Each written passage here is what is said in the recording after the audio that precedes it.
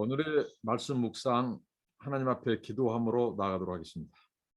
하나님 감사합니다. 생명과 호흡을 주시고 하나님께서 오늘도 건강하게 이렇게 세워주셔서 감사합니다. 지금 하나님의 말씀을 아버지 하나님 묵상하고 나누기를 원합니다. 성령님께서 가르쳐 주시고 깨우쳐 주시고 감동하여 주시옵소서. 오늘의 삶 속에 교훈을 얻게 하옵소서. 예수님의 이름으로 기도합니다. 아멘. 찬송입니다. 너 성결케 위해 너 성결케 위해 늘 기도하며 너 주 안에 있어 늘 성경 보고 온 형제들 함께 늘 사귀면서 일하기 전마다 너 기도하라. 너 성결케 위해 내 머리 숙여 저 은밀히 계신 내 주께 빌라. 주 사귀어 살면 주 닮으리니 널 보는 이마다 주 생각하리. 너 성결케 위해 주 따라가고 일 다급하여도 당황치 말고 참 즐거울 때나 또 슬플 때나 너 주님만 믿고 늘 따라가라. 너 성결케 위해 늘 안심하며 내 소원을 주께 다 맡기어라. 너 성령을 받아 주 섬겨 살면 저 천국에 가서 더 잘 섬기리. 아멘. 오늘은 레위기서 5장 14절로 6장 7절까지 말씀입니다. 특별히 5대 제사 중에서 속건제 규례입니다. 이 성경의 레위기서의 5대 제사 중에서 세 가지를 가장 중요하고 비중 있게 다루는 것이 바로 번제, 그 다음에 속제제, 오늘 속건제입니다. 번제는 바로 우리 죄로 인하여 우리 죽어야 될 사람이 짐승이 대신 불태워서 죽어가는 그것을 보여주고 있고요. 그다음에 속죄제는 바로 우리가 죄 때문에 그 성소, 하나님을 백성들이 만나는 그 성소가 오염되고 더럽혀져요. 그래서 하나님께서는 이 속죄, 오염된 세상에 하나님이 계실 수 없다는 것이죠. 그래서 하나님께서 이 속죄제를 통하여 자기 백성들과 함께 머무를 수 있는 바로 이 죄를 사하시는 이게 바로 속죄죄고요. 그래서 짐승들의 피가 일종의 이 죄인들을 이 삶과 그 죄를 깨끗게 함으로 하나님이 임재하시고 만나는 것. 그다음에 속건제는 일종의 상업적인 이 어떻게 보면 그림인데요. 어떻게 보면 하나님 앞에 지은 죄, 또 사람에게 지은 죄까지도 하나님께서는 이 값도록 이렇게 하나님 하셨다는 거죠. 그래서 이것은 빛의 개념, 상업적인 모델이죠. 그래서 그 빚을 갚아야 한다는 거죠. 짐승을 바침으로 갚을 수 있다는 거죠. 그래서 오늘 이제 말씀이 그렇습니다. 먼저 5장 14절로 19절 말씀까지는 하나님의 것을 범했을 때 어떻게 해야 되는가를 말씀하죠. 여호와께서 모세에게 말씀하여 이르시되 누구든지 여호와의 성물에 대하여 부지 중에 범죄하였으면 여호와께 속건제를 드리되 네가 지정한 가치를 따라 성소의 세겔로 몇 세겔 은혜에 상당한 흠없는 순양을 양떼 중에서 끌어다가 속건제로 드려서 성물에 대한 잘못을 보상하되 그것의 5분의 1을 더하여 제사장에게 줄 것이요 제사장은 그 속건제의 순양으로 그를 위하여 속죄한즉 그가 사함을 받으리라.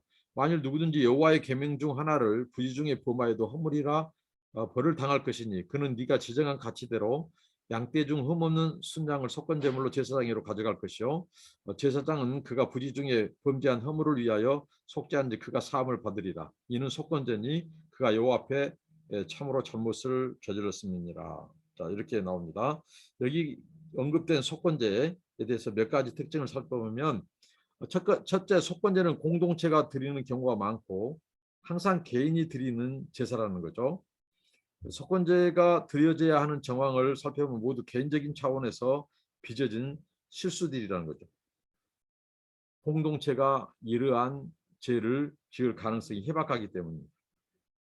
그다음에 속건제는 제물로 드리는 짐승에 한 가지로 제한되어 있다는 거죠. 오직 흠이 없는 순양만이 제물로 사용될 수 있다고 하는 거죠. 흠이 없는 순양입니다.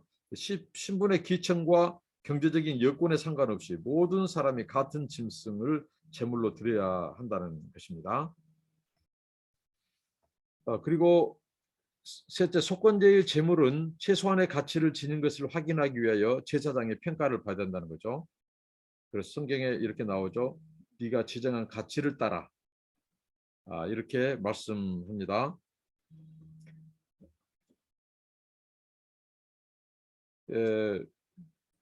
그다음에 네 번째는 지금까지 다른 제사에 전혀 언급이 없던 보상이 속건제에서는 가장 중요한 요소가 된다는 거죠. 예배자는 자신이 입힌 피해액의 20%를 더해서 제사장에게 보상해야 하는 거예요. 이 죄를 지은 자는 일종의 빚을 지게 된다는 거죠. 그러니까 이러한 것들을 하나님이 속건제 규례에 넣는 것은 우리가 하나님과의 관계뿐만 아니라 사람과의 관계에 있어도 이 지은 죄에 대해서 진정한 회개는 하나님에게만 갚았다고 해서 갚아진 거 아니라는 거죠. 피해를 입힌 사람에게 보상하고 회개하고 하는 것도 회개에 포함된다는 거죠. 그것을 하지 않으면 그것은 정상적인 회개가 아니라는 거죠. 그래서 이 보상을 할 때는 어떤 것은 2배, 어떤 것은 4배 이렇게 하나님께서는 반드시 빛을 갚도록 했습니다. 이렇게 속건제는 성물을 범했을 뿐만 아니라 하나님의 계명을 어겼을 때도 적용된다는 거죠. 네, 이렇게 해서 우리가 살펴봤는데요. 그러면 이러한 죄들을 어떻게 그 사람들은 깨달았을까? 바로 똑같습니다. 앞에서 하나님께서 꿈을 통해서든지 육체의 질병을 통해서든지 아픔을 통해서든지 애언, 환상, 우림, 둔빔 이런 것들을 통해서 육체적인 질환이라든가 이런 것을 통해서 뭔가 하나님께서 그들의 실수를 생각나게 하고 허물을 하나님께서 깨닫게 한다는 거죠. 그래서 반드시 그것을 하나의 빛처럼 갚았다는 거죠. 자, 그다음에 이웃의 재산권을 침해했을 때가 바로 오늘 6장 1절부터 7절입니다. 여호와께서 모세에게 말씀하여 이르시되 누구든지 여호와께 신실하지 못하여 범죄하되 곧 이웃에 맡긴 물건이나 전당물을 속이거나 도둑질하거나 착취하고도 사실을 부인하거나 남의 잃은 물건을 줍고도 사실을 부인하여 거짓 맹세하는 등 사람이 이 모든 일 중에 하나라도 행하여 범죄하면 이는 죄를 범하였고 죄가 있는 자니 그 훔친 것이나 착취한 것이나 맡은 것이나 잃은 물건을 주운 것이나 그 거짓 맹세한 모든 물건을 돌려보내되 그 본래 물건의 5분의 1을 더하여 돌려보낼 것인데 그 죄가 드러난 날에 그 임자에게 줄 것이요 그는 또 속건제물을 여호와께 가져갈지니 곧 네가 지정한 가치대로 양떼 중 흠없는 순양을 속건제물을 위하여 제사장에게로 끌고 가시오. 제사장은 여호와 앞에서 그를 위하여 속죄한 즉 무슨 허물인지 사함을 받으리라. 자, 이 말씀 이웃의 재산권을 침해했을 때도 자, 먼저 하나님께서 첫 번째 남이 맡겨놓거나 담보로 남겨놓은 물건을 속이는 경우도 죄고 또 거기에 대한 하나님께서 이제 여기에 대해서 하나님께서 갚은 길을 하나님께서 말씀하고 있죠. 두 번째는 도둑질, 세 번째는 강도질, 네 번째는 남이 잃어버린 물건을 줍고도 돌려주지 않는 경우, 다섯 번째는 거짓 증언. 이 모든 것이 속건제를 드려야 한다는 거죠. 하나님께서 이런 것을 통해서 얼마나 우리 일상의 삶 속에서 하나님은 우리가 죄를 죄로 여기지 않을 것 같은 것도 다 하나님께서는 정확히 꼬집어냅니다. 이게 다 죄다는 거죠. 이런 것들을 위해서 속건제물을 드려야 한다는 거죠. 우리 하나님은 얼마나 거룩에 있어서 철두철미하시는가. 죄에 대해서 얼마나 하나님 민감하게 다루십니까. 그런데 이 죄는 우리 죄를 대신해서 예수 그리스도가 죽을 만큼 아주 큰 이 심각한 것이 바로 죄입니다. 하나님도 이렇게 죄를 심각하게 여기셔요. 그런데 인간들이 죄를 가볍게 여겨. 더군다나 예수 믿는다고 하는 자들이. 그렇다면 그들은 부주중에 죄를 지은 자 같은 것이 아니고 알면서도 죄를 지은 것이기 때문에 그것은 고의적인 죄를 지은 것입니다. 그렇게 될 경우에 하나님께서는 그런 자들의 이 속죄의 길은 하나님께서 허락지 않았다는 거죠. 그러니까 얼마나 우리가 끝까지 죄와 피해르기까지 싸우고 죄에 대해서 민감해야 되는지, 하나님과의 관계뿐만 아니라 수직적인, 그다음에 수평적인 이웃과의 관계, 이게 십자가가 교차하는 거죠.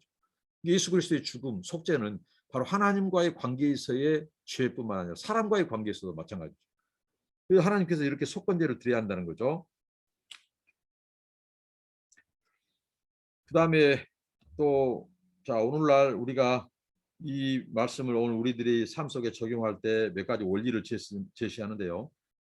첫째, 속건제가 잘못을 범한 사람을 빚진 자로 묘사하는 것에서 볼 수 있듯이 우리가 갚아야 될 빚이다는 거죠.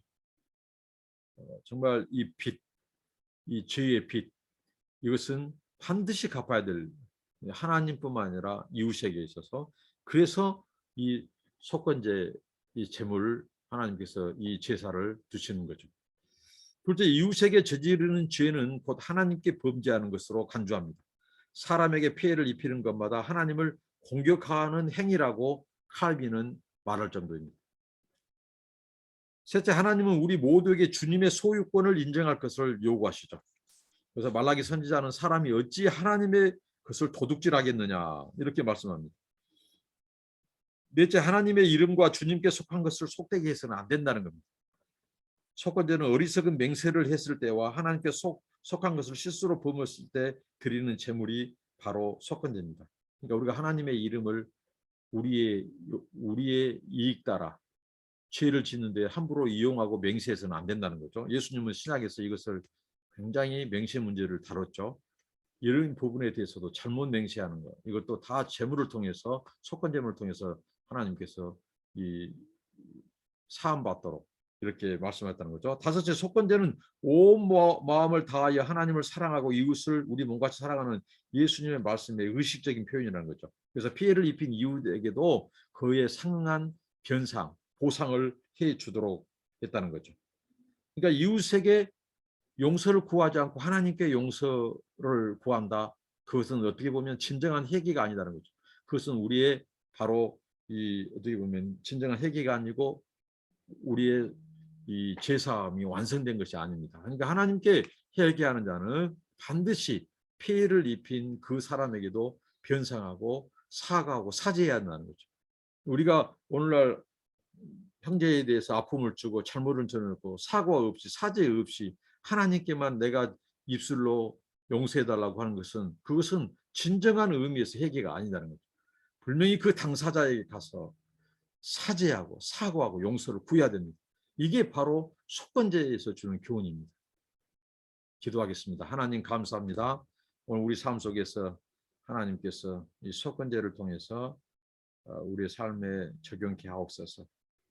하나님과의 관계에서의 죄뿐만 아니라 사람과의 관계에서도 실수와 허물과 연약한 것들을 고하고 용서를 구하고 사죄하고 변상하고 보상하고, 그리고 하나님 앞에도 하나님 아버지 그 죄의 빚을 하나님 앞에 속건제를 통해서 제물을 바침으로써 사함받게 하옵소서. 하나님, 우리가 정말 죄에 대해서 우리 개인의 죄, 공동체의 죄, 그리고 하나님과의 관계, 사람과의 관계, 주의 모든 부분에서 우리 자신을 살피고 돌아보게 하셔서 하나님 작은 죄도 회개하는 저희 삶이 되게 하옵소서. 예수님의 이름으로 감사하고 기도합니다. 아멘. 여러분 감사합니다. 축복합니다.